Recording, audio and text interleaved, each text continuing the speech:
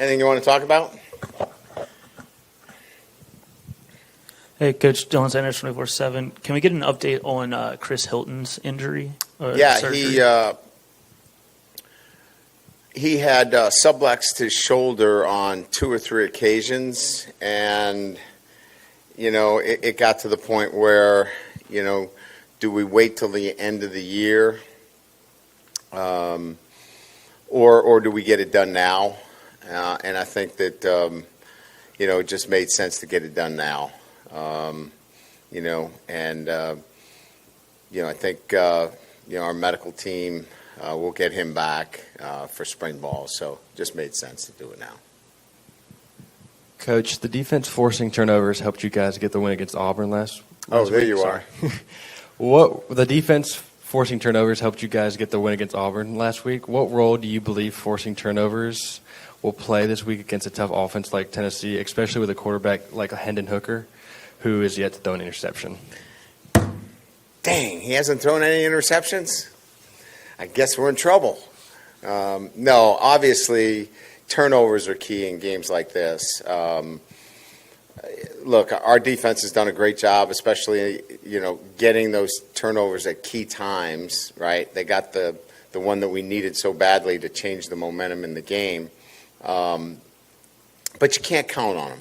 And I think the point I'm trying to make is that we've got to have better balance. Offensively, we've got to do a better job moving the football, continue to do what we're doing defensively, but we can't rely strictly on taking the football, away from a very good offense in Tennessee.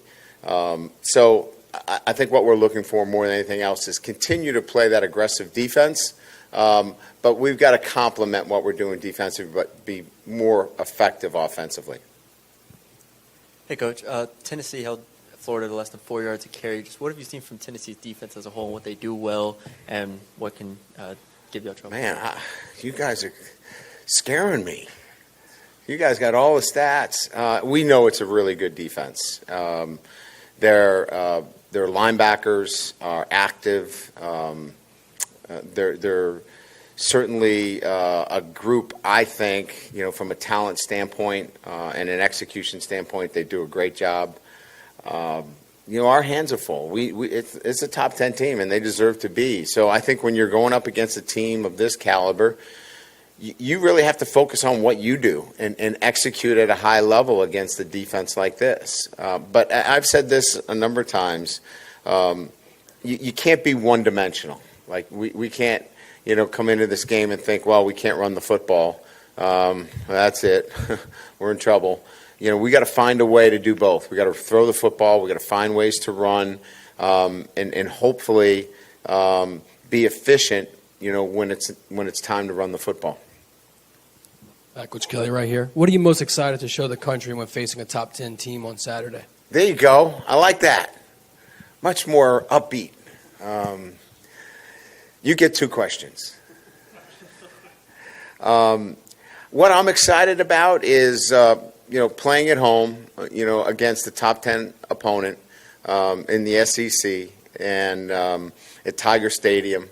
It's a privilege to play in these games. It's not pressure. It's a privilege. And just letting our guys know that, they get a chance to come back after last week's road win, where we probably didn't play our best, but, played with, great grit and fight. Now we're going to have to play with great execution. So the level of challenge rises, there's no doubt, against a top 10 team in Tennessee and a well-coached team.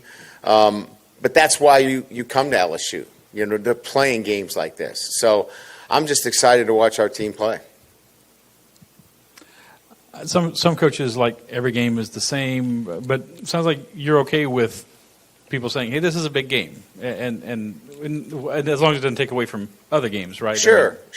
We don't want a team that plays up and down. We want a consistency in our performance, but the excitement of playing at home, the excitement of playing a top 10 team, you want all those things as long as you're in your right emotional zone and you come to each game ready to play, and we're learning how to do that.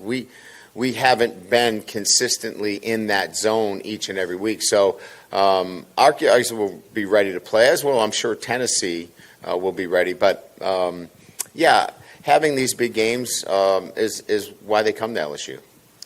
Coach, you coached against Hendon Hooker when he was at Virginia Yep. Tech. How have you seen him kind of grow as a quarterback?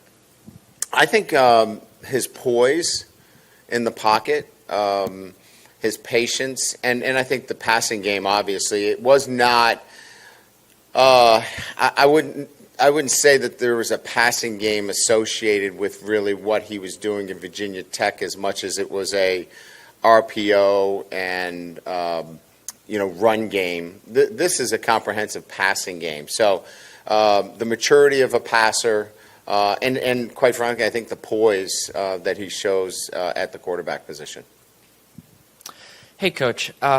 With the Mississippi State game 2 weeks ago and how quickly they played, how much does having a little bit of a preparation of playing that sort of up-tempo offense help you in a game like this week? It helps. Tennessee. Yeah, no doubt.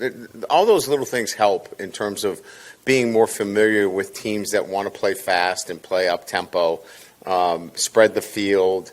But they are different offenses. There's no doubt about that. Tempo will be a challenge. There's no doubt, and the matchups will be, what we'll have to look at each and every play. But I think we've got a pretty good sense of what to expect against a really good offense. Hey, Brian, just how's Garrett Dellinger looked this week? I mean, as he prepares with the hand, does he have to wear like a wrap or anything on that? Yeah, he's got to wear a cast on this surgically repaired fracture. But surprisingly, he's done quite well. I thought that there would be some. First of all, there's no uneasiness from him. He's attacked it, and he's done very, very well. I mean, we've got the ability to do 3D cast renderings of the hand to make it so comfortable for him. And I think that's really helped him to find the right cast and the right fit. So he's done quite well this week. We feel comfortable with him in there. Hi, Coach. You have a lot of true freshmen stepping up into the role. What quality of these guys made you confident in putting them on the field? Yeah, that's a good question. It's the best question of the day. So I would say just their maturity. It's not physical maturity. I think it's their mental maturity and their ability to handle one play at a time, where they play one play and maybe it's not a successful play, but they can let it go and then come back the next play and have success. Some of the younger players that don't have that kind of maturity let one play affect the next. And these guys have that maturity that don't let the next play get in the way of execution. Anything else?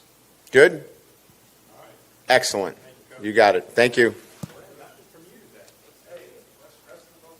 It wouldn't have mattered. She still had the best question. You couldn't even touch it.